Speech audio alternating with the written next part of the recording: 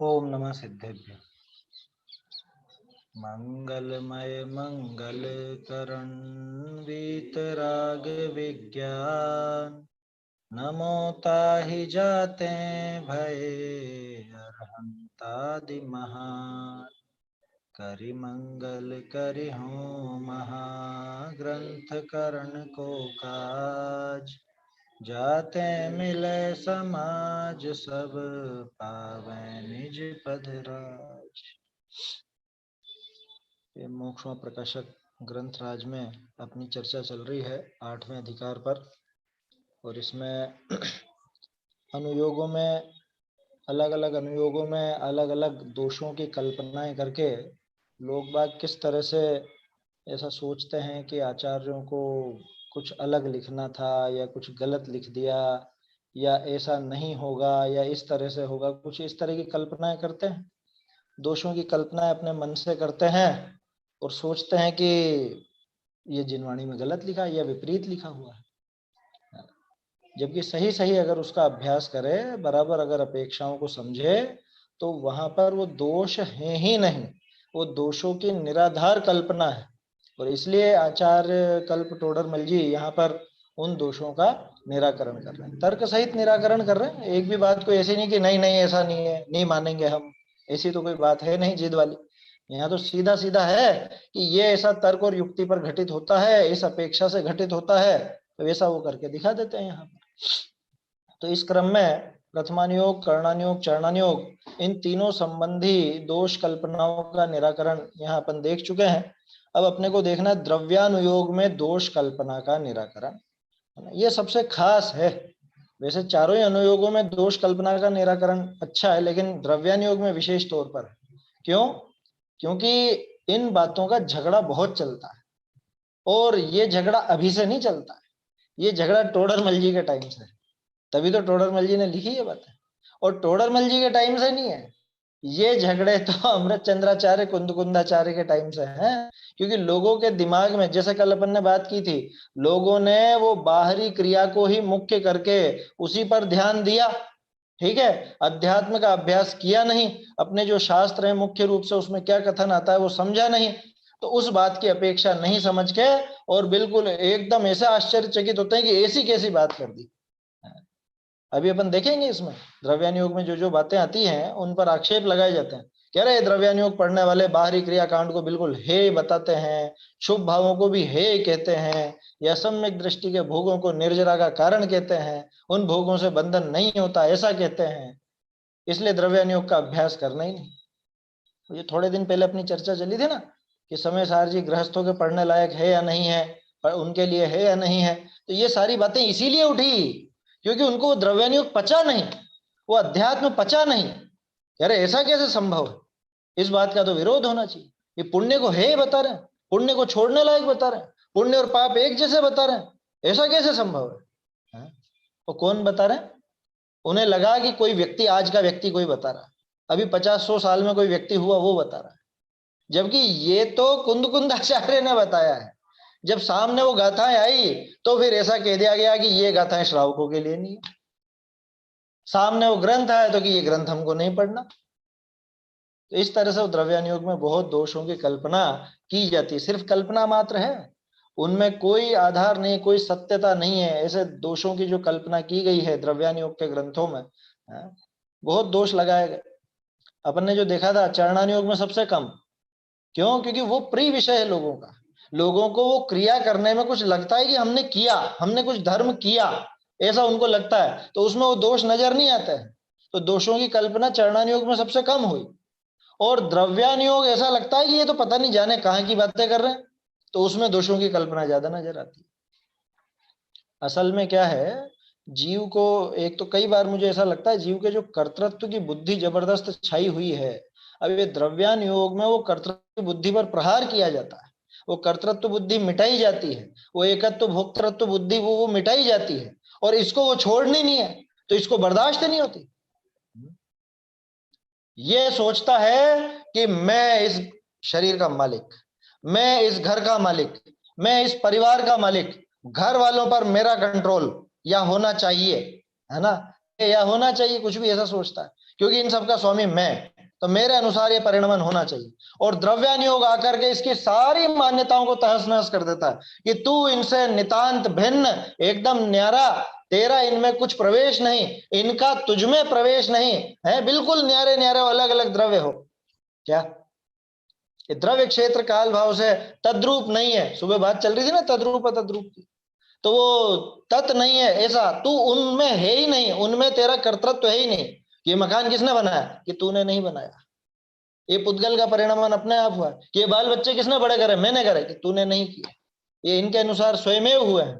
कि रुपए पैसे कौन कमाता है? कि मैं कमाता हूं, तू नहीं कमाता। और रुपए पैसे की योग्यता हो तो वो दूसरे की जेब से निकलकर तेरी जेब में आते हैं, दूसरे की तिजोरी से निकलकर तेरी तिजोरी में आते हैं। कि अपने आप आ जाते हैं कोई? है द्रव्यानुयोग कहता है कि अपने आप आते हैं। उनका परिणमन वैसा होना हो तो होता है, नहीं तो नहीं हो सकता। तू चाह करके नहीं कर सकता। तो इसको मचती खलबली कि ये क्या बात है, इन्होंने तो हमारा सारे कर्तृत्व पे पानी फेर दिया। हम तो सोचते हैं कि हमने किया, हमने किया, हम करते हैं, या इस संसार के जो भी ये सब चीजें मेरी हैं, मैं इनका स्वामी हूं, मैं इनका करता हूं या मैं इनका भोगता हूं, या ये मेरे हैं। और यहाँ द्रव्यानुयोग आते ही भिड़ते साथ ही बिल्कुल ये कह देता है कि कुछ भी नहीं है तेरा, ये तेरा इनमें रंच मात्र भी हस्तक्षेप नहीं, तेरा इनमें रंच मात्र भी कर्तृत्व नहीं। तू इनमें अगर कर्तृत्व मानता है तो तू तो अभी बहुत बाहर है। क्या? धर्म से ही बाहर है। लो ऐसा कह दिया। हम कहते हैं कि साहब हम तो सुबह सुबह उठ करके नहा धो करके मंदिर जाते हैं, इतनी देर पूजा करते हैं, ये करते हैं, वो करते हैं। यहाँ द्रव्यानुयोग आके कहता तूने कुछ किया ही नहीं है, कि कोरे भाव किए बस, इससे ज्यादा तू नहीं कर सकता। अगर ज्यादा से ज्यादा कहें तो आगे जाके तो उसकी भी मना कर देते कि तू उन भावों का भी करता नहीं है। अरे मैं मेरे भावों का भी करता नहीं है। जो लोग ये पहली बार सुन रहे हो इस तरह की बात, थोड़ा गंभीरता से विचार करना, क्या नम्रता, इसको ढंग से समझना। क्या भावों का भी करता नहीं? कि कैसे भावों का करता, कैसे करके बताओ। अभी लाओ गुस्से का भाव लाके बताओ, गुस्से का भाव लाके बताओ। आप आपके भावों के करता हो ना? है मेरे से मत उलझना, मेरा गुस्सा बहुत खराब है। कि लाओ करके बताओ, अभी गुस्सा करके बताओ, अभी कोई तीव्र लोभ करके बताओ। तो ये द्रव्यानुयोग आकर के इसकी सारी मान्यताओं पर पानी जब फेरता है तो इसको द्रव्यानुयोग भी स्वीकार नहीं। अरे पढ़ना ही नहीं है, इसकी तो चर्चा ही नहीं होनी चाहिए। इससे तो जीव स्वच्छंदी बन जाएंगे, इससे तो जीव पाप मार्ग में लग जाएंगे, इससे तो जीव पता नहीं क्या क्या हो जाएगा। ऐसी तरह तरह की दोषों की कल्पनाएं करता है। मतलब आचार्य देव तक को झुठला देता है। कुंद कुंद आदि आचार्यों को भी उनको झुठला देता है कि नहीं ये बात नहीं हो सकती, हम नहीं मानते ये बात। गजब की बात है। पहले भी शायद मैंने आप लोगों को बताया हो, जब मैं ये पांडुलिपियों का काम करता था, मतलब देखता था, इनको ढूंढता था पुरानी, तो पहले भी मैंने आपसे कहा होगा सबसे साफ सुथरे और सुरक्षित ग्रंथ मिलते थे द्रव्यानुयोग। मेरी बात समझ में आ रही है? भक्तामर स्तोत्र, तत्वार सूत्र, पूजाएं, इनके सबसे ज्यादा गले हुए मिलते थे, सबसे ज्यादा इस्तेमाल किए हुए। गले हुए का मतलब सबसे ज्यादा इस्तेमाल किए तो सबसे ज्यादा फटेंगे। और द्रव्यानुयोग सबसे साफ सुथरे, एकदम सुरक्षित। क्यों? कि कोई खोल के ही नहीं देखना चाहता है। ऐसा होता था। मतलब मुझे खुद को आश्चर्य होता था। पुराण आपको चिपके हुए मिलेंगे बिल्कुल, बहुत उनमें सीम आई हुई पुराण बहुत इस्तेमाल किए हुए मिलेंगे।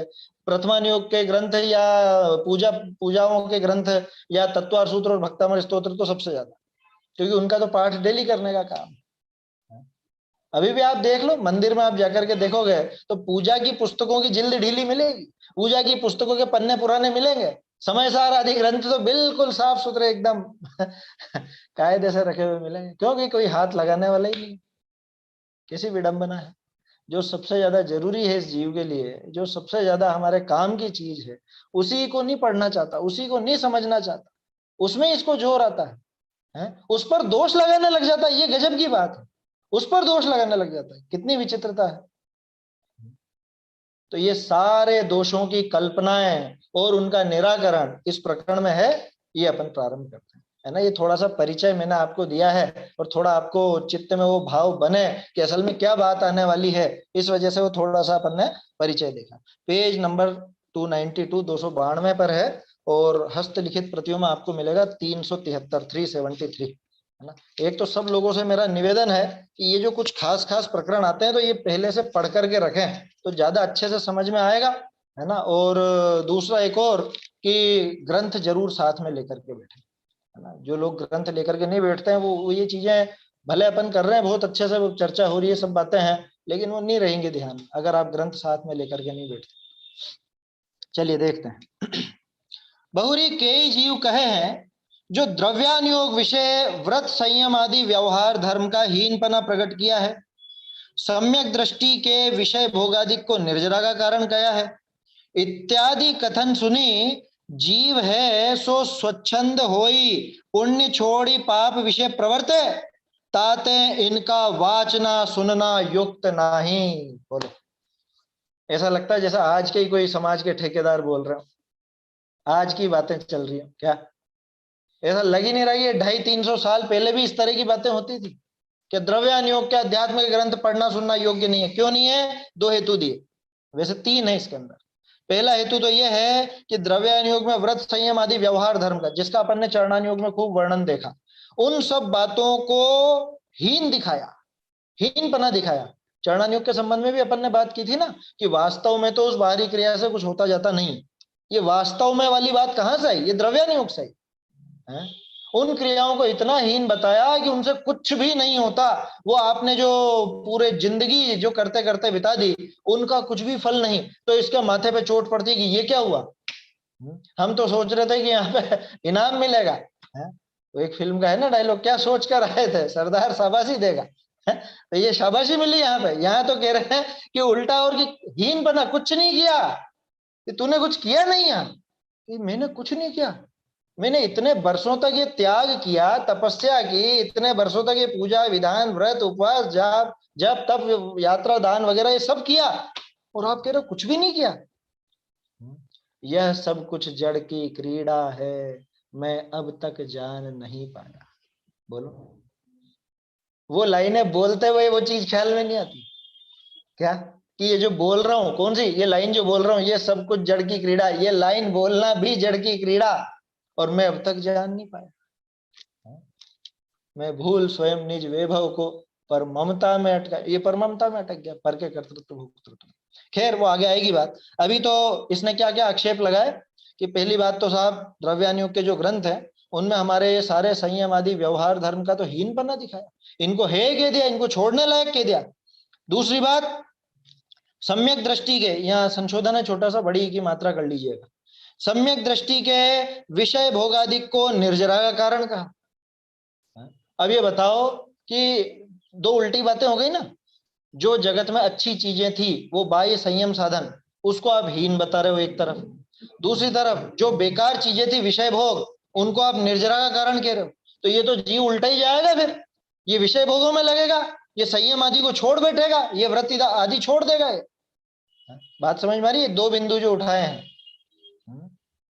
ये है एक ही, एक में 2 उसने आक्षेप लगाए कि आप जिस चीज को बुरा कहना था आप उससे तो निर्जरा बता रहे हो, और जिस चीज को अच्छा कहना था आप उसको हे बता रहे हो। ऐसा सुनकर के तो जीव क्या करेंगे कि वो तो सारे के सारे पुण्य छोड़ के पाप में प्रवर्तेंगे, पाप में लग जाएंगे। बोलो होगा कि नहीं होगा ऐसा? हाँ? हो सकता है, निश्चयाभासी हो सकता है ना कोई जीव, स्वच्छंदी हो सकता है, कोई बड़ी बात नहीं, पहले भी हुए हैं। बनारसी दास जी खुद हो गए थे समय सार आदि पढ़ करके, और भी लोग हो गए, कोई कोई स्वच्छंदी हो गए। हालांकि बनारसी दास जी बाद में जब सुधरे तो उन्होंने स्पष्ट सब लिखा, पूरा का पूरा, कैसे सुधरे वो सारी बात भी लिखी। तो हो तो सकते हैं। तो आक्षेप में कमी है क्या? गलत बोल रहा है क्या वो? कि ये संभावना तो है समय सार पढ़ करके कोई निश्चयाभासी हो जाए, कोई स्वच्छंदी हो जाए, तो फिर क्या करें? तो फिर क्या कहता है वो कि इसलिए ये द्रव्यानुयोग का वाचना सुनना योग्य नहीं, तो ना तो इनको पढ़ो न इनको सुनाओ। देखो उसने जो संभावना व्यक्त की वो गलत नहीं है, असंभव नहीं है, ऐसा हो सकता है। अध्यात्म ग्रंथ पढ़ करके कोई भी जीव, कोई भी मतलब कोई जीव स्वच्छंदी हो सकता है, निश्चयाभासी हो सकता है। लेकिन अब जो वो उसका उपाय बता रहा है दूसरा, कौन सा? कि इन ग्रंथों को बंद करके रख दो, पढ़ना ही नहीं, ये उसने उसका उपाय निकाला उससे बचने का। अब टोडरमल जी इसकी बिल्कुल सटीक मीमांसा करेंगे। पहली लाइन में धज्जियां उड़ा देंगे उसकी। क्या कहेंगे देखो, ता का समाधान है ना। ता को कहिए है कि जैसे गर्दभ, गर्दभ का हिंदी गधा है ना, जैसे गर्दभ, एक लाइन छूट गई है। कौन सी? ताते इनका वाचना सुनना युक्त नहीं, ता को कहिए है। यहाँ पर गधा लिखा है ना, इसीलिए गधा तो लग रहा ठीक होगा है। कि हाँ। आपने ये नहीं पढ़ा, इत्यादि कथन सुनकर जीव स्वच्छंद होकर पुण्य छोड़कर पाप में प्रवर्तेंगे, इसलिए इनका पढ़ना सुनना योग्य नहीं। हो गया क्या ये? हाँ, ये बोल हाँ, तो हो दिया, तो गया। पढ़ना सुनना योग्य नहीं है ना।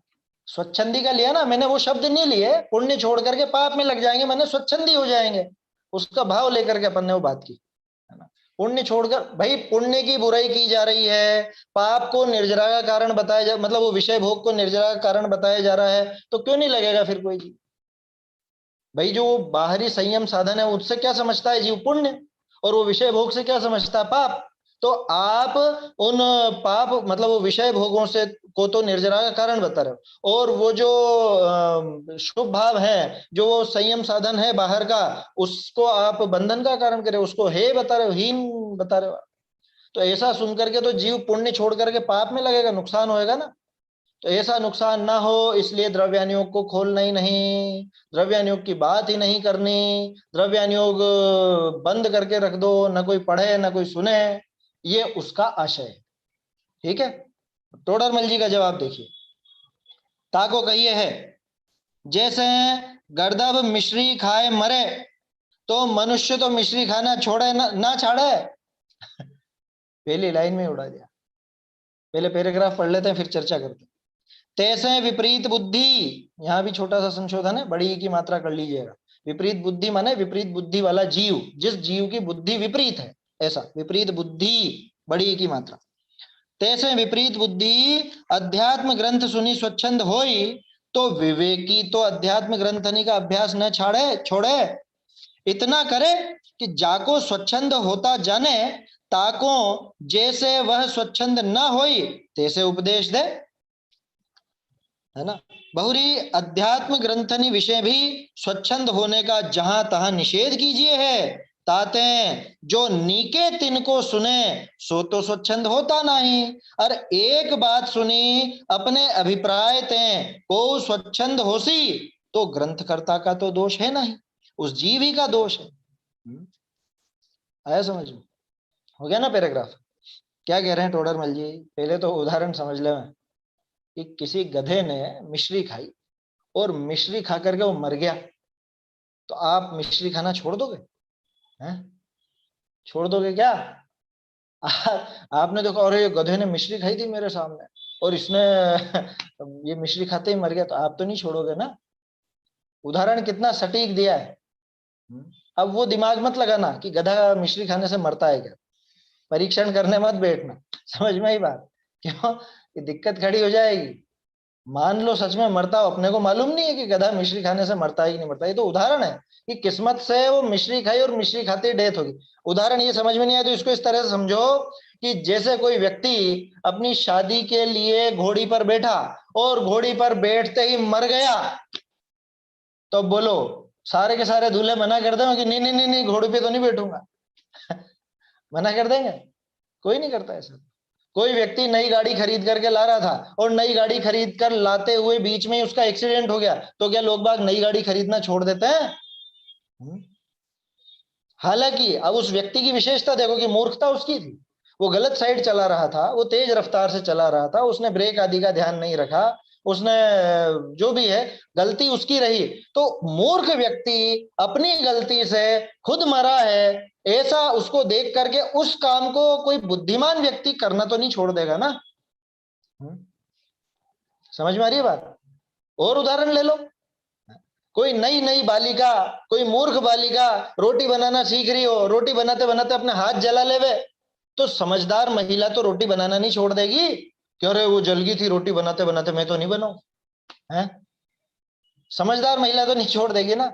ऐसा है, कुछ भी उदाहरण ले सकते हो, दो तीन मैंने आपको समझने के लिए बताया। ऐसा मत समझना कि गधा मिश्री खाने से मर जाता हो और उसको मिश्री देने की कोशिश भी मत करना, क्योंकि क्या पता मर भी जाता हो, अपने को नहीं पता, टोडरमल जी को पता हो। आया समझ में? इसको उदाहरण के तौर पर ही लेना, लेकिन परीक्षण करने की जरूरत नहीं, क्योंकि अगर आपने दे दिया, गधे को मिश्री खिला दी और वो सच में मर गया तो पंचेंद्रिय जीव का घात लगेगा। समझ में आई बात?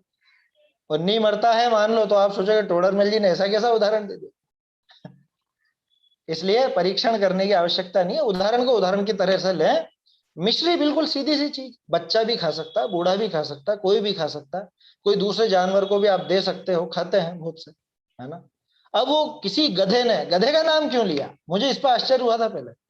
जानवर लिख सकते थे या कोई मनुष्य का ही लिख सकते थे कि कोई मनुष्य मर गया।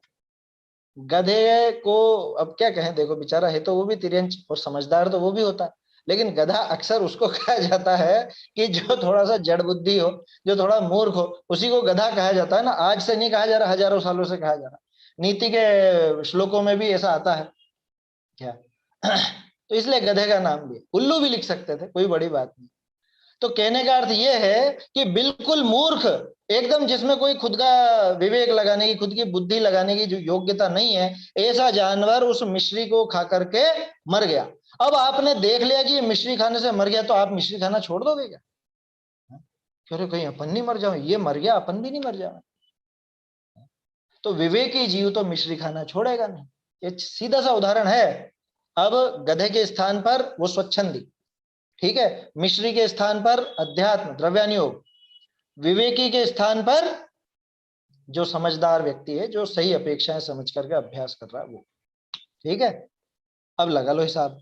तैसे विपरीत बुद्धि, गधे के स्थान पे वो विपरीत बुद्धि, कि जिसकी बुद्धि विपरीत है, जो बराबर अपेक्षा ग्रहण नहीं करता, जहां जिस अपेक्षा से कहा है वहां दूसरी अपेक्षाएं लगाने लगता है। द्रव्य की बात कर रहे हैं वो पर्याय पर लगा लेवे, पर्याय की बात कर रहे हैं वो द्रव्य पर लगा लेवे, है। जहां जो जो ग्रहण करना हो, ज्ञान अपेक्षा कथन है उसको श्रद्धा पर लगा ले, श्रद्धा अपेक्षा कथन को ज्ञान पर या चारित्र पर लगा लेवे, तो बहुत गड़बड़ हो जाएगी, उल्टा काम हो जाता है ना।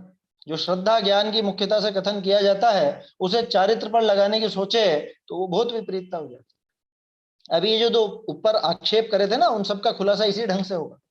क्या कह रहे हैं कि विपरीत बुद्धि अध्यात्म ग्रंथ सुनी स्वच्छंद होई, तो विवेकी तो अध्यात्म ग्रंथनी का अभ्यास न छोड़े। बोलिए दीदी। इस लाइन से मतलब ये भी निकल रहा है कि क्या हमें द्रव्यानुयोग के ग्रंथ पढ़ने से पहले मतलब नए का जानकारी होना बहुत जरूरी है, तब भी हम अध्यात्म के ग्रंथों को पढ़ना चाहिए विवक्षा समझने के लिए, ऐसा हाँ, भी वो समझना जरूरी है। अब लेकिन नए के ग्रंथ तो नाम सुनते ही हमारी रूह कांपती है, तो मोटा हम मोटा फिर अध्यात्म ग्रंथों को पढ़ें कि नहीं पढ़ें? तो सबसे सीधा उपाय, सबसे सीधा उपाय, किसी भी ग्रंथ को पढ़ना हो उसके पहले 8वां अधिकार पढ़ लो। सारी अपेक्षाएं क्लियर हो जाएंगी, सारी विवक्षाएं समझ में आ जाएंगी, नए प्रयोग कैसे क्या किया गया सब समझ में आ जाएगा। आया समझ में? जिस अनुयोग का ग्रंथ पढ़ रहे हो उस अनुयोग की व्याख्यान पद्धति पढ़ लो, उस अनुयोग संबंधी दोष कल्पनाओं का निराकरण पढ़ लो जो यहाँ दिया गया है, आसानी से समझ में आ जाए। इसलिए कोई भी मुझसे पूछता है कि हमको अब थोड़ी सी धर्म मार्ग में रुचि हुई है कि क्या पढ़ें, सबसे पहले क्या पढ़ें, तो हम तो सीधे मोक्षमा प्रकाशक का नाम लेते हैं कि कुछ भी मत पढ़ो तो मोक्षमा प्रकाशक पढ़ो सबसे पहले, कि दिमाग साफ करने के लिए बहुत जरूरी है ना। अपने दिमाग में बचपन से पता नहीं क्या क्या भरा हुआ है, जाने कितने लोगों की, जाने कितनी तरह की बातें सुन सुन करके हम बड़े हुए हैं, तो हमारे दिमाग में जो जमा हो गया है, तो पहले तो उस स्लेट को साफ करना पड़ेगा ना, तब जाके उस स्लेट पे कुछ नई चीज आएगी। ये आपकी जो मेमोरी है मोबाइल की, ये मोबाइल में से वो फालतू चीजें हटानी पड़ेगी, तभी तो जाकर के नई अच्छी चीजें भर पाओगे आप उसमें। तो इसलिए वो काम ये मोक्षमा प्रकाशक करता है। इसलिए ये तो जीवन पर्यंत पढ़ने का है। क्या, मैं तो कई बार कह चुका हूं और हमेशा कहता हूं ये बात, हम लोग तो पढ़ते ही हैं, है ना। हमारे यहाँ तो पूरा होता है और फिर चालू, पूरा होता है फिर चालू। एक टाइम तो ये पढ़ना ही पढ़ना, दूसरे टाइम में आपको जो पढ़ना है सो पढ़ो, बदल बदल के पढ़ते रहो, लेकिन मोक्षमा प्रकाशक कभी मत छोड़ो। ये नाग दमनी बूटी है, समझ में आई बात? नाग दमनी बूटी समझे? ये नेवला जब सांप से लड़ता है ना, तो ऐसी जगह पर लड़ता है जहां पे वो कुछ ऐसी जड़ी बूटियां, कुछ इस तरह के पौधे हों जिनसे उसका जहर उतर जाए। समझ में आई बात?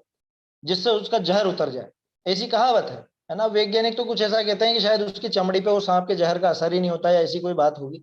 जो भी है, अपन ने तो जो कहावत सुनी है, कहावत ऐसी है कि वो नाग दमनी बूटी, नाग दमनी बूटी तो नाम रख दिया, क्या, उस पेड़ पौधे का जिससे उसका जहर उतर जाता है। तो वो जब भी उससे लड़ता रहता है, अब सांप उसको डसता है तो हाथों हाथ दौड़ करके वहां सूंघ करके आ जाता है, जिससे उसको जहर का असर नहीं होता, और फिर वापस से उस पर प्रहार करता है। ठीक ऐसे ही जब भी आप ये कुछ ऐसा भारी हो रहा हो दिमाग में, है ना, कुछ विपरीत मान्यताएं बढ़ रही हो, अथवा अथवा शास्त्रों का आपको अर्थ समझ में नहीं आ रहा हो, बहुत पजल्ड हो गए हो, तो ये मोक्ष मार्ग प्रकाशक ऐसा है कि आपके वो सारा जो कुनय हैं या विपरीत मान्यताएं हैं या और कुछ भी विपरीतताएं हैं, वो सारी विपरीतताओं को, उस सारे टॉक्सिक को, जहर को बाहर निकाल देगा।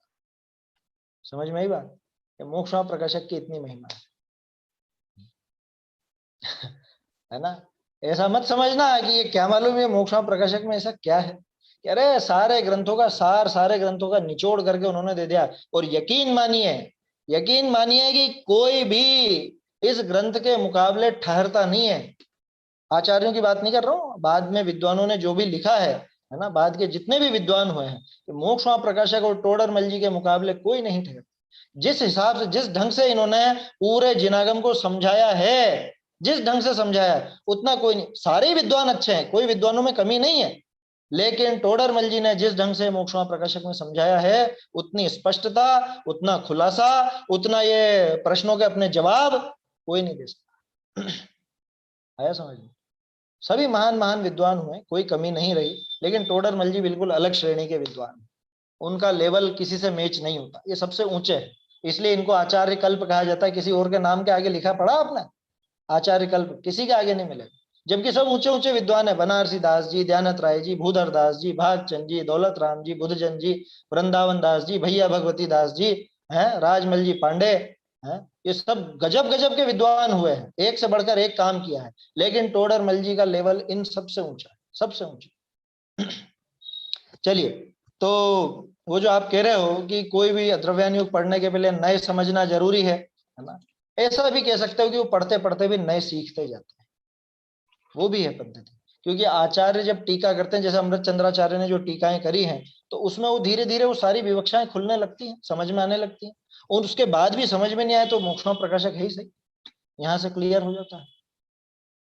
क्योंकि आप जो कहोगे कि पहले नए सीखें, तो मान लो कोई बुजुर्ग अवस्था में नया नया लगा हो, अब मुझे तो नए समझ में नहीं आ रहा साहब, क्या करूं, फिर छोड़ू मैं तो? अगर नयों का नाम लेंगे तो नयों के नाम से घबराते हैं बहुत से, ये नए प्रमाण न्याय के ग्रंथ, पता नहीं जाने क्या क्या बात है। टोडरमल जी नाम ही नहीं लेते, वो सीधे सीधे कह देते हैं इस अपेक्षा से, इस विवक्षा से, इस पद्धति से, बहुत सीधी भाषा में समझाते हैं। हमको पता ही नहीं पड़ता कि कब हम वो चीज सीख गए, समझ गए। सातवां अधिकार आप पढ़ोगे, आपको पता ही नहीं पड़ेगा कर्ता कर्म की कितनी बारीकियां आप सीख गए, सर्व विशुद्ध ज्ञान अधिकार की कितनी बारीकियां आप सीख गए, पता ही नहीं पड़ेगा, इतनी सरलता से समझा देते। देखिए, तो क्या कहा, वो गधे का उदाहरण तो आया ना समझ में। तैसे विपरीत बुद्धि अध्यात्म ग्रंथ सुनी स्वच्छंद होई, तो विवेकी तो अध्यात्म ग्रंथनी का अभ्यास ना छोड़े। समझदार व्यक्ति तो नहीं छोड़ देगा कि क्यों, ऐसा क्या है इसमें, नहीं पढ़े तो कोई नुकसान है क्या, पढ़ ले तो कोई विशेष फायदा है क्या, वो बता रहे हैं आगे।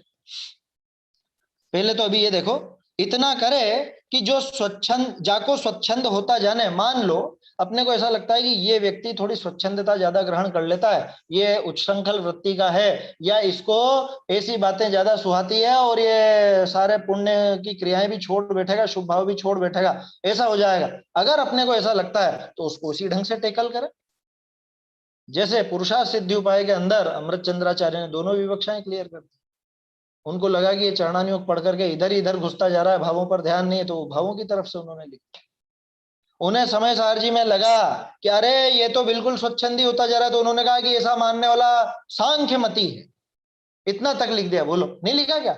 ये जो आगे पंक्ति लिखी है कि अध्यात्म ग्रंथों में भी जगह जगह पर स्वच्छंद होने का निषेध है, तो आचार्य देव ने तो अपने समझाया ही है ना, उन्होंने कमी नहीं रखी और उन्होंने सावधानी बरती है कि ये स्वच्छंदी नहीं हो जाए। अब फिर भी कोई हो जाए तो उसमें उनकी क्या गलती?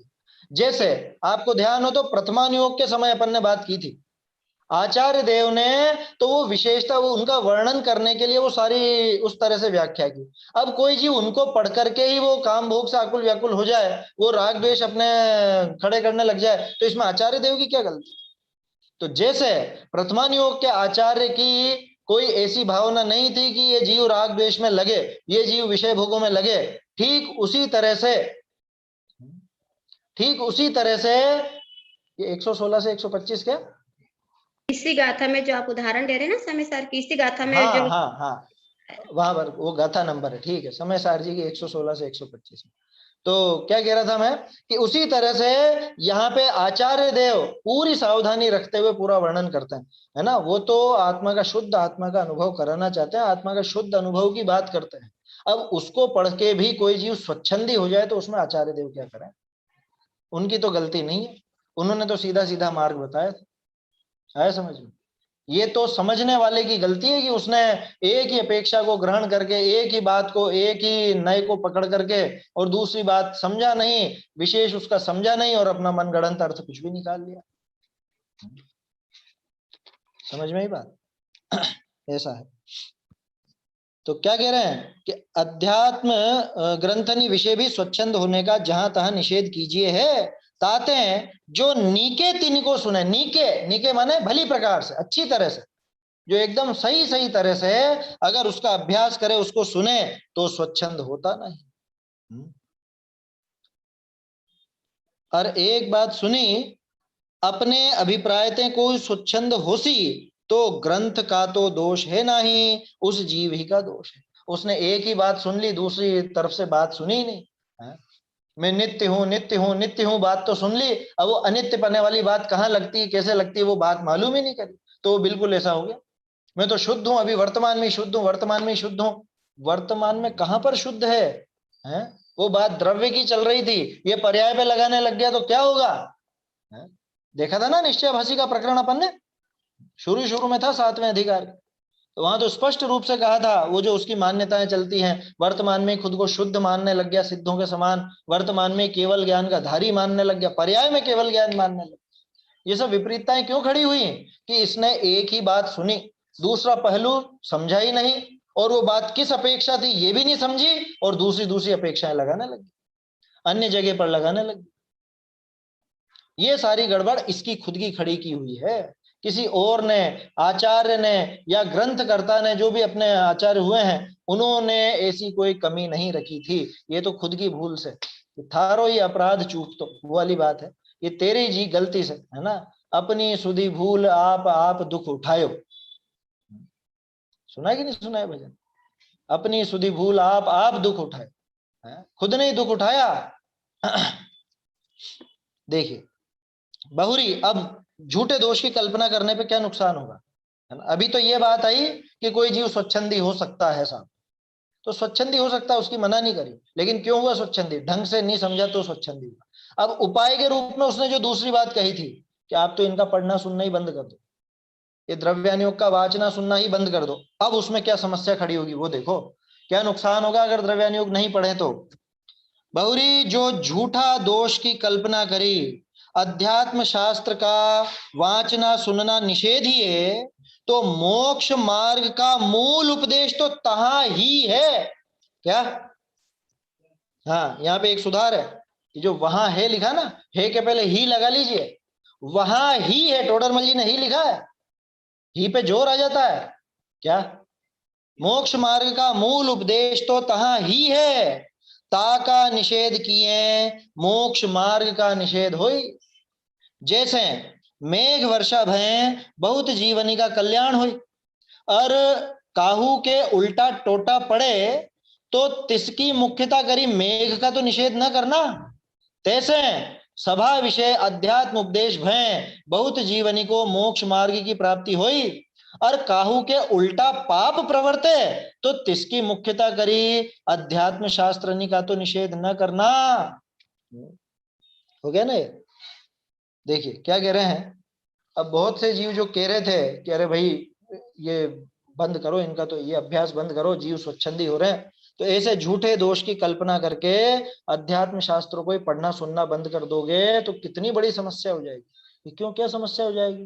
कि सबसे पहली बात, मोक्ष मार्ग का असली लिखा ना सच्चा उपदेश, मूल उपदेश, मोक्ष मार्ग का मूल उपदेश तो ये द्रव्यानुयोग में है, मोक्ष मार्ग का मूल उपदेश तो इन अध्यात्म ग्रंथों में है, असली उपदेश। ये असली क्या बाकी सारे नकली है? कि नकली नहीं है, वो तरह तरह से समझाया, है ना। कर्णानुयोग में कर्मों की तरफ से समझाया है, प्रथमानुयोग में उदाहरण दे दे करके कहानियों के माध्यम से समझाया है, चरणानुयोग में बाहर की क्रिया की तरफ से समझाई है? लेकिन यहाँ पर द्रव्यानुयोग में, अध्यात्म में बिल्कुल सीधी बात है, एकदम सीधी बात, मूल उपदेश, असली काम जो हमारे करने का है, असली जो मोक्ष मार्ग में क्रियाएं होती हैं, वो सारी बात तो इस द्रव्यानुयोग में मिलेगी। अब आप जब इनका पढ़ना सुनने का निषेध कर दोगे, माने उस मोक्ष मार्ग के उस पूरे मूल उपदेश पर ही एक तरह से पाबंदी लग जाएगी, उस पर बैन लग जाएगा अगर आप उसकी मना करोगे। तो कैसा होगा ये है? जैसे मेघ वर्षा भय बहुत जीवनी का कल्याण हो। बादलों की जो बारिश होती है ना, सामान्य बारिश, ये भारी बारिश की नहीं कह रहा हूं, अभी हो रही जैसी, है ना। सामान्य रूप से तो वर्षा से सभी का काम चलता है ना, चाहे किसान हो चाहे व्यापारी हो। बारिश नहीं गिरे, अकाल पड़ जाए तो व्यापार वगैरह सब मंदे हो जाते, देश की अर्थव्यवस्था गड़बड़ा जाती। तो बारिश से सबका काम होता है ना। अब मान लो कोई बच्चा वो मिट्टी के खिलौने बनाता हो, है ना, उसको शौक हो मिट्टी के खिलौने बना करके छत पे रखने का, और कि बारिश आती है और मेरे मिट्टी के खिलौने सारे के सारे गल जाते हैं, बारिश नहीं होनी चाहिए, ये बारिश नहीं होनी चाहिए। क्या करें? कह रहे बेचारे बच्चे के खिलौने ये गल रहे हैं, एक काम करो ये बारिश बंद करवा दो। तो बोलो क्या होगा? कह रहे हैं ये बच्चे के खिलौने की पड़ी है तुम्हें कि ये सारे देश की अर्थव्यवस्था गड़बड़ा जाएगी, सारा व्यापार गड़बड़ा जाएगा। तो बोलो वो बच्चे के खिलौनों के पीछे वो बारिश का निषेध किया जा सकता है? नहीं किया जा सकता। समझ में आ रही है बात? नहीं किया जा सकता उसका निषेध।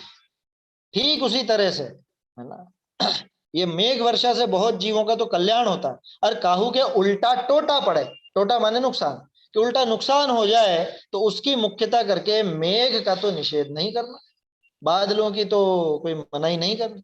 तैसे उसी तरह से सभा विषय, सभा की बात क्यों आ गई? क्योंकि प्रश्न उसका ऐसा था ना कि इनका वाचना सुनना उचित नहीं है। अच्छा देखो, मुझे एक विचार और आया कि टोडरमल जी ने वाचना सुनना लिखा, कोरा अभ्यास करना क्यों नहीं लिखा? प्रश्नकर्ता के मुंह से ये क्यों नहीं कहलवाया? कह रहे व्यक्तिगत रूप से कोई पढ़े तो बिगड़े, सभा में आप पढ़ोगे और सारे जीव स्वच्छंदी हो जाएंगे, वो डर है उसका। कि तुम प्राइवेट रूप से पर्सनली पढ़ना हो तो पढ़ लो, सभा में मत बांचो, सभा में समय सार मत पढ़ो, सभा में प्रवचन सार, पंचास्ति गाय, नियम सार आदि मत पढ़ो, योग सार मत पढ़ो, ये उसका आशय है।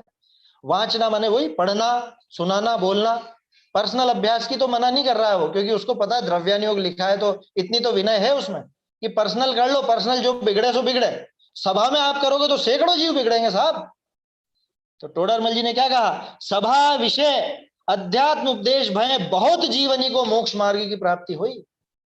बहुत सारे जीव सभा में मोक्ष मार्ग की प्राप्ति उससे कर लेते हैं, आया समझ में? अध्यात्म ग्रंथों का अभ्यास करके, द्रव्यानुयोग का अभ्यास करके उस सभा से वो सीखते हैं। अच्छा एक और चीज है, द्रव्यानुयोग अकेले पढ़ने पर तो स्वच्छंदी होने का चांस ज्यादा है, सभा में पढ़ने पर नहीं है। क्यों? क्योंकि सभा में जो समझाने वाला व्यक्ति है, कोई भी हो, है ना, कोई भी हो, तो उसने पहले अच्छे से अभ्यास किया होगा और वो ढंग से समझा सकेगा, तो वो स्वच्छंदी होने की गुंजाइश कम हो जाती है। इसीलिए कहते हैं कि गुरु बिना ज्ञान नहीं होता, गुरु चाहिए, कुछ ना कुछ वो ऐसे नहीं आ जाती, अध्यात्म की बात सीधे नहीं उतर सकती, और पता नहीं क्या ग्रहण कर ले, जैसे बनारसी दास जी ने कर लिया। हाँ वो अपेक्षाएं तो चाहिए ना समझाने वाला। हाँ कि कहाँ किस ढंग से मुख्य करना, किस चीज को मुख्य करना, किसको गौण करना, किस अपेक्षा से वो कथन आया है। मैं मनगढ़ंत अपना अर्थ निकाल लूंगा तो फिर तो उल्टा काम होना ही होना। ये सभा की बात इसलिए आई यहाँ पर। तैसे सभा विषय अध्यात्म उपदेश भय बहुत जीवनी को मोक्ष मार्ग की प्राप्ति हुई, बहुत जीवों को तो मोक्ष मार्ग की प्राप्ति होती। और काहू के उल्टा पाप प्रवर्ते, किसी के बाई चांस 100 में से कोई एकाध व्यक्ति ऐसा स्वच्छंदी हो जाए तो तिसकी मुख्यता करी अध्यात्म शास्त्रनी का तो निषेध न करना, उसकी मुख्यता करके अध्यात्म शास्त्रों का तो निषेध नहीं करना चाहिए ना। 7वें अधिकार के समय भी अपनी कई बार ये बात हुई कि निश्चयाभासी तो आपको देखने को नहीं मिले, और व्यवहाराभासी घर घर में भरे बैठे। व्यवहाराभासियों की कमी नहीं है, क्यों? कि वो क्रियाकांड में वो धर्म मानने वाले तो सारे ही बैठे, लेकिन निश्चयाभासी आज तक कोई मिला क्या आपको जो ये कहता है कुछ नहीं है, इन क्रियाओं में कुछ भी नहीं है? इक्का दुक्का परसेंटेज देखोगे तो 100 में से एक भी नहीं मिलेगा। क्या हजारों में लाखों में कोई एक जीव ऐसा होता है जो ऐसा विपरीत मतलब स्वच्छंद ग्रहण कर ले। अधिकांश के तो वो क्रियाओं पे ही जोर रहता है, अधिकांश के। अध्यात्म पढ़ने वालों के भी, अध्यात्म पढ़ने वालों की भी कह रहा हूं, आया समझ में। द्रव्यान योग का अभ्यास भले करते हो लेकिन मन में वो क्रिया का रस छूटता कहाँ है? समझ में ही बात। इसका उदाहरण बता दूं, इसका उदाहरण साफ साफ है। आपको समय सार का भी विधान करना है, आपको प्रवचन सार का भी विधान करना है? या आपको उसी की कैसेट सुननी है, पढ़ना है, दिन भर वो मोबाइल पर चलना चाहिए। ये क्या है? ये वो क्रिया का ही तो जोर छाया हुआ है माथे पे।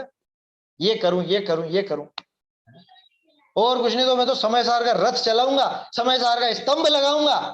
अरे समय सार स्तंभ लगाने की चीज है, समय सार विराजमान करने की चीज है, कि उसको समझ के जीवन में उतारने की चीज है। मैं किसी पे कोई आक्षेप नहीं कर रहा हूं, या कोई जो कुछ करते हो तो उस पर कोई मेरे को कोई आपत्ति नहीं है, लेकिन मैं ये कहना चाह रहा हूं कि द्रव्यान योग के अभ्यासी जीवों को भी उस क्रिया का रस पड़ा हुआ है या नहीं। अध्यात्म के अभ्यासी जीवों को भी आप 2 घंटे सलंग प्रवचन में नहीं बिठा सकते, 2 घंटे विधान में जरूर बिठा सकते हो। मेरी बात समझ में आ रही है? तो क्रिया का रस छूटा कहाँ है? आप निश्चयाभासी की बात करते हो, निश्चयाभासी लाओ तो सही एक भी। निश्चयाभासी ऐसा होता है सारी क्रियाओं को, अरे कुछ नहीं करना, जरूरत ही नहीं है मुझे तो मंदिर जाने की जरूरत नहीं, ऐसा होता है निश्चयाभासी। समझ में आ रही है बात? तो निश्चयाभासी ढूंढे नहीं मिलेगा। इसलिए जो ऐसे ऐसा तर्क करता है ना, अरे साहब इसको पढ़ के तो स्वच्छंदी हो जाएंगे। बाबूजी तो ये कहते थे एक बार हो तो जा तू कि होके तो बता, कोई हुआ देखा आज तक कोई ऐसा? आपकी सभाओं में कोई मिला हो तो बता ना। हो भी सकता कोई एक आध इस तरह का मिलेगा, भूले भटके। निश्चयाभासी कहते किसको हैं ये पता चलेगा तो एकदम चौंक जाओगे। निश्चयाभासी ऐसा होता है कि उसके सामने, मान लो जैसे अभी आपके सामने, भले आप खूब अध्यात्म के वो हो और सारी बात हो, लेकिन कोई ब्रह्मचारी जी आते हैं तो ब्रह्मचारी जी के प्रति मन में एक थोड़ा सा आदर का भाव आता है कि नहीं आता? कह रहे हाँ हाँ देखो ये संयम साध रहे हैं, वो संयम की महिमा आई नहीं थोड़ी सी, बाहर के ही संयम की, अंतरंग का पता नहीं है, बाहर के संयम की महिमा आ रही है कि नहीं आ रही? आती है। तो वो महिमा आ रही है तो समझ लेना निश्चयाभासी नहीं होता। निश्चयाभासी ऐसा होता है, क्या करूं इसका मैं, ये बाहरी वेश है, तो ये तो बाहरी वेश है। आया समझ में? समझ में आ रही बात? निश्चयाभासी का एक उदाहरण लगभग जो मुझे लगता है इस जमाने में कोई हुआ तो वो था ना ओशो रजनीश, उसको आप कह सकते हो निश्चयाभासी जैसा। तो खाओ पियो इसी में धर्म है, यही धर्म है, सहज रहो। मैं थोड़े दिन पहले मैंने कहा था ना सहजता स्वच्छंदता की तरफ ना ले जाए, वो उसके थी ऐसी, वो ऐसे ही सहज कहता था, वो विषय भोगों से ही उसमें ही क्या, यही आत्मा का आनंद है और क्या है। कि ये गुलाब जामुन में खा रहा हूं, मजा आया कि नहीं आया? आया, ये आत्मा का ही मजा है, ये आत्मा का ही तो अनुभव है, और किसका अनुभव है बताओ? ऐसा स्वच्छंदी था वो। खैर ज्यादा जानने की कोशिश मत करना, है ना, उलझोगे नहीं तो। बहुत से लोगों पढ़ते पढ़ते वो बातें अच्छी लगने लगती है ना तो उसमें उलझ के रहेगी। मैंने पूछा क्या पढ़ रहे हो? अभी ओशो का भी पढ़ता हूँ मैं कभी। मैंने कि मर जाएगा, ओशो का पढ़ेगा मर जाएगा। आया समझ में? मर जाएगा मैंने, अरे बिल्कुल वो दिमाग फिर जाएगा एक झटके में। रस आने अरे अभी परिपक्व है क्या? इतनी परिपक्वता आ गई क्या कि वो तो उसके तर्कों से जीत सके? जब इतना परिपक्व हो जाए, इतना दृढ़ हो जाए, ये टोडरमल जी की कई बातें पूरी समझ में आ जाए, हैं समय सार जी पूरी वो विवक्षाएं समझ में आ जाए, फिर किसी से भी भिड़ना कोई दिक्कत नहीं। लेकिन अभी तो बिल्कुल कच्ची मिट्टी है और ये ऐसे ऐसे कुतर्कबाजियों के हाथ में पड़ जाएगा तो इसका क्या होगा? जैसे कल एक उदाहरण बताया था ना मैंने आपको, वो बालक, वो जो बच्चा, वो जिसने धर्म परिवर्तन किया, बच्चा क्या अब तो प्रोफेसर है वो आदमी, तो मुझसे बड़ा है ना। उसका नाम था, क्या नाम बताया था मेरे मित्र ने? उसका नाम बताया था उसका सलीम। सलीम तो चेंज किया था, पहले सुधीर या इस तरह का कुछ नाम था उसका, सौरभ नाम था, सौरभ। और सौरभ से पलट के वो सलीम हो गया, क्या देर लगी उसको? ये बातें जब तक समझ में ना आ जाए अच्छे से, इसलिए मैं कहता हूं सबसे पहले मोक्षमा प्रकाशक पढ़, फिर कोई दिमाग नहीं फेर सकेगा। और ढंग से पढ़ना, रीडिंग लगाने की नहीं कह रहा हूं, नहीं तो कोई नियम ले ले, 10 मिनट रोज पढ़ते हैं हम तो 5 पेज रोज पढ़ते हैं, ऐसे नहीं पढ़ना। तुम तो एक पैराग्राफ पढ़ो भले, उस पर विचार करो ढंग से, है ना। और मोक्षमा प्रकाशक ऐसा ही समझ में आता है, मोक्षमा प्रकाशक ऐसा उसमें सारे प्रश्नों के जवाब मिलते हैं। जब पक्का हो जाए फिर भिड़ने की सोचना, दूसरे से किसी से भिड़ना होता है ना। इसलिए अभी होशियारी नहीं लगाना, हम ये भी पढ़ ले में, हम वो भी पढ़ ले में, थोड़ा सा बौद्ध दर्शन भी पढ़ लें, थोड़ा सांख्य दर्शन भी पढ़ लें। ये तुम्हारी बुद्धि नहीं है इतनी कि तुम वहां से वो उन तर्कों से बच सको, जीत सको, या वो उसका पार पा सको। वो जवाब है क्या तुम्हारे पास जो वो उठाते? ऐसे विपरीत हो जाओगे जैसे वो धर्मांतरण करके होगी। इसी के दूसरे अधिकार में सारे धर्मों का भी आ गया, यदि वहां वो पढ़ना है तो इसमें शॉर्ट में यहाँ भी पढ़ सकते पांचवें अधिकार में, पांचवें अधिकार में, हैं। पांचवें अधिकार में, हाँ यहाँ पढ़ लो। पांचवें अधिकार में यहाँ पढ़ लो, यहाँ सारी बात मालूम पड़ जाती है। देखो क्या कहा, तो किसी के कोई भूले भटके उनमें से एकाध, 100 व्यक्तियों में से कोई एकाध अगर उल्टा प्रवर्ते, पाप प्रवर्ते, तो तिसकी मुख्यता करके अध्यात्म शास्त्रनी का तो निषेध न करना। आपको एक असली किस्सा सुनाता हूँ। गुरुदेव के सामने है ना, कुछ लोग इस तरह से बोलते थे, अरे आप बिल्कुल ऐसा निषेध करते हो कि मंदिर बनाने में धर्म नहीं है और ऐसा नहीं है और ऐसा। जब समय सार पढ़ते हैं तब, हर समय नहीं। वो कहते थे कि तू बनाने वाला है ही नहीं। अकर्तृत्व की बात जब करते थे ना, कि तू सोचता मैं बनाता हूँ, ये सेठ तूने नहीं बनाया, तू बनाने वाला है ही नहीं, और तू सोचता इससे धर्म होगा, नहीं होगा। लोग उनसे यूं सोचते हैं, यूं कहते हैं कि आप ऐसा कहोगे तो मंदिर ही नहीं बनेंगे। और जबकि हुआ उल्टा, और मंदिर बनते गए, और स्थापनाएं होती गई, पंच कल्याणक होते गए। तो बोलो, तो वो संतुलित करके समझाते थे ना, संतुलित करके समझाते हैं तो स्वच्छंदी होने की बात ही नहीं। हुआ क्या, कोई स्वच्छंदी हुआ क्या आज तक? 19 बार प्रवचन करे उन्होंने, कांजी स्वामी ने समय सार जी पर 19 बार, और 19 बारों में 19 जने बता दो जो स्वच्छंदी हुए क्या? 19 बार तो सभा में करे, पर्सनल तो जाने कितनी बार पढ़ा होगा। समझ में आ रही है बात? अभी चल रहा है ना, 100वां वर्ष चल रहा है समय सार मिलने का उनको। उस समय श्वेतांबर साधु थे, वो बड़े, बहुत बड़े साधु थे श्वेतांबर साधु। 100 साल पहले उनको वो ग्रंथ मिला, दामोदर सेठ ने एक ग्रंथ दिया, तो वो वहां पर एक कोने में जाकर के पढ़ते थे उस क्या, वो पढ़ करके बिल्कुल मान्यता बदल गई कि ये क्या, मैं कहाँ उलझा हुआ हूँ। श्वेतांबर मत में थे ना उस समय, तो कि अरे मैं तो बिल्कुल विपरीत चल रहा हूँ। वो मिला, उसके बाद मोक्ष प्रकाशक मिला, तब वो बल आया। और 13 साल तक की कश्मकश के बाद वो 45 की उम्र में, 32 साल में समय सार जी मिल गया था उनको, जब वो 32 साल के थे, है ना। तो 13 साल तक उहापोह में रहे, और 45 साल के हुए तब महावीर जयंती के दिन वो मुंह पट्टी छोड़ दी उन्होंने कि आज से मैं कोई श्वेतांबर साधु नहीं, मैं तो दिगंबर श्रावक हूँ। बोलो, कौन इतने ऊंचे पद से नीचे पे आना स्वीकार करेगा?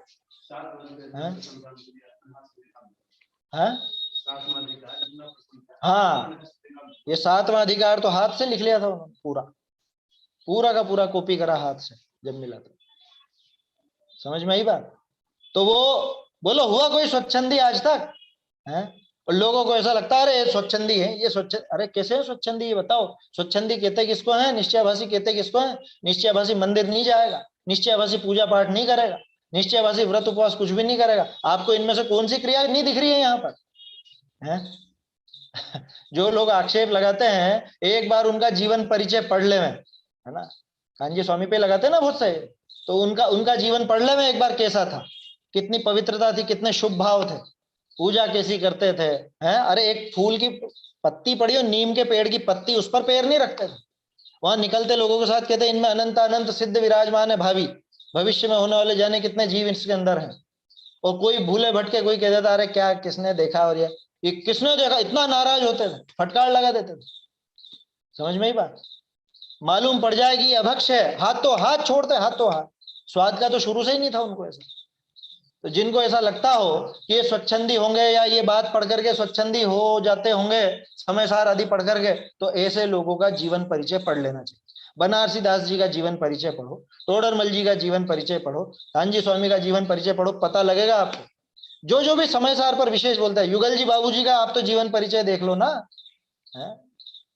उनका जीवन देखो कि क्या कमी थी उस जीवन में। समय सार मिलने के बाद, पढ़ने के बाद की कह रहा हूं, पहले की नहीं तो पहले तो किया हो कुछ भी, है ना। पहले तो मारीची था, बाद में महावीर स्वामी बना, जब वो सम्यक दर्शन हुआ शेर की पर्याय में, उसके बाद का जीवन कैसा रहा वो बात कर रहे हैं। पहले तो भले श्वेतांबर थे, पहले तो भले विपरीत थे, पहले तो भले कैसे भी थे। आप में से जाने कितने लोग पहले ऐसे रहे होंगे कि एकदम विपरीत एंटी चलते होंगे, बात ही नहीं करनी, जिनवाणी की बात नहीं करनी, देवशास्त्र गुरु के ही विपरीत चलते होंगे। और बाद में जब पलटे, ये पलटा हुआ आया, तो उसके बाद का जीवन कैसा रहा? क्या निश्चयाभासी हो गए अध्यात्म पढ़ के? नहीं हुआ। तो निश्चयाभासी नहीं होने देते हो। तो सभा में अध्यात्म उपदेश होने पर बहुत जीवों को मोक्ष मार्ग की प्राप्ति होती है। समय तो हो गया ज्यादा। और किसी के उल्टा पाप प्रवृत्त है तो उसकी मुख्यता करके अध्यात्म शास्त्रों का तो निषेध नहीं करना चाहिए, है ना? उस बात का तो निषेध नहीं करना चाहिए। देखो ये पहला बिंदु हुआ इसमें, है ना? पहला पॉइंट अपन ने देख लिया है। पहला पॉइंट क्या था कि भाई इसमें व्रत उपवास आदि की हीनता दिखाई, इसमें पुण्य को हे बताया, सम्यक दृष्टि जीव के भोगों को भी निर्जरा का कारण बताया है। तो इसलिए इन ग्रंथों का अभ्यास नहीं करना चाहिए, ऐसा किसी का आशय हो तो उसका ये निराकरण 2 पैराग्राफ में किया गया। अब अगला पॉइंट चलेगा कि ये ऊंचे लोगों के काम का है साहब, है ना? ये ऊंचे लोगों के काम का, ऊंची दशा वालों के काम का। इस पॉइंट को अपन कल देखेंगे। अभी अपन ने पहला पॉइंट देखा है, चाहो तो नंबर डाल लीजिएगा। ये पहला पॉइंट पहले पैराग्राफ से है, पहला, दूसरा, तीसरा, चौथा, है ना? 1 मिनट, इसमें एक चीज छूट गई है। हाँ हाँ हाँ हाँ, अभी बाकी है, ये बाकी है, इसमें 4 लाइनें और बाकी हैं अभी।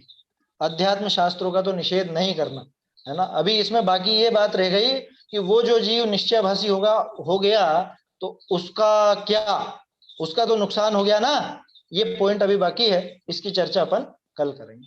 और फिर अगला बिंदु भी अपन कल करेंगे। वो तो ऊपर नीचे वाले दोनों उत्तर में लग जाएगा ना, गधे और मिश्री खाके वाला। एक तो इस हाँ वाले प्रश्न में भी लग जाएगा जो स्वच्छंदी होकर, उस वाले के प्रश्न में हाँ, भी जाएगा, और जो सुनने पढ़ने का निषेध है उसमें भी वो वाला उदाहरण, दोनों उदाहरण उस दोनों जगह लग जाएगा। दोनों जगह लग मतलब अभी जाएगा। अपना पहला ही पॉइंट चल रहा है, पहले पॉइंट का भी अभी आखिरी पैराग्राफ बाकी है, 4 लाइनें बाकी हैं। ये अपन फिर कल देखेंगे। मेरा एक प्रश्न है, सम्य दृष्टि जीव को सप्त हाँ, भय नहीं होते हैं, तो सम्य दृष्टि जीव को कुछ भय होते हैं कि नहीं होते हैं? बढ़िया प्रश्न है आपका। सम्यक दृष्टि जीव को सप्त भय नहीं होते तो कौन से नहीं होते? क्या वो ताला नहीं लगाएगा? क्या वो दवा नहीं लेगा? है? क्या वो अपने सामने कोई यूं तलवार ऐसे लेकर के आएगा तो बचेगा नहीं क्या? बोलो। हाँ हाँ होते हैं तो फिर भय तो है। तो इसको हाँ। ऐसा समझना, हालांकि पहले भी कर चुके हैं अपन चर्चा, फिर भी अच्छी बात है प्रश्न उठाए तो। अनंतानुबंधी संबंधी भय नहीं होता। भय भी तो एक कषाय, भय 9 कषाय में शामिल है ना। तो हाँ हाँ जो मुख्य रूप से 4 कषाय हैं, कषायों का लेवल जानते हैं अपन, अनंतानुबंधी या प्रत्याख्यानावरण, प्रत्याख्यानावरण, संज्वलन। तो हाँ जैसे अनंतानुबंधी क्रोध नहीं होता, जैसे अनंतानुबंधी मान माया लोभ नहीं होते, उसी तरह से अनंतानुबंधी के लेवल वाला भय नहीं होता। अच्छा उसको ऐसा भय नहीं होता कि अरे मेरा नाश हो जाएगा, है ना? क्योंकि वो जान करके बेटा मैं तो अनादि अनंत है, त्रिकाल रहने वाला पदार्थ हूं, मेरा कभी नाश होता नहीं, ये जानता है वो। तो उसको वैसा भय नहीं होता। बाकी सामान्य रूप से भी अप्रत्याख्यानावरण कषाय बाकी है, प्रत्याख्यानावरण कषाय बाकी है, संज्वलन कषाय बाकी है। तो 3 कषाय चौकड़ी जितना भय तो उसके भी होता है ना? तो जब ठीक। अपन कहते हैं सप्त भय नहीं होते तो उसका आशय समझना कि अनंतानुबंधी जैसे नहीं होते, अनंत संसार को बढ़ाने वाले भय नहीं होते। और असली भय तो वही है ना? हाँ क्योंकि श्रद्धा में तो उसके जरा भी भय प्रवेश नहीं करेगा। श्रद्धा में तो ऐसा बैठा है, मैं तो त्रिकाल ज्ञानानंद स्वरूपी त्रिकाल ऐसा का ऐसा रहने वाला हूँ, क्या मुझ में कभी कोई नाश जैसी चीज होने वाली नहीं है, मेरा कभी नाश होता नहीं, कोई मुझे नष्ट कर नहीं सकता। अब बोलो किस बात का भय? फिर भी जितना राग अभी पड़ा हुआ है उस हिसाब से वो काम होता है। जैसे सम्यक दृष्टि को भोजन का भाव आता है, ये जानते हुए भी, ये श्रद्धान होते हुए भी कि मैं तो अनाहारी तत्व हूं, अनाहारी तत्व की श्रद्धा होते हुए भी उसको आहार का, भोजन का विकल्प आता है ना। ठीक उसी तरह से उसको ये भय का विकल्प भी आ सकता है। तो वो कितना आएगा कि वो अप्रत्याख्यानावरण, प्रत्याख्यानावरण या संज्वलन जितना ही आएगा, अनंतानुबंधी जितना नहीं आएगा, है ना? तो जो सम्यक दृष्टि को 7 भय नहीं होते उसका आशय ऐसा समझिए। ठीक है ठीक। चलिए। निज निधि निज में बताई यह अनंत उपकार है, इसके लिए जिन वाणी माते वंदना 100 बार है, वंदना 100 बार है।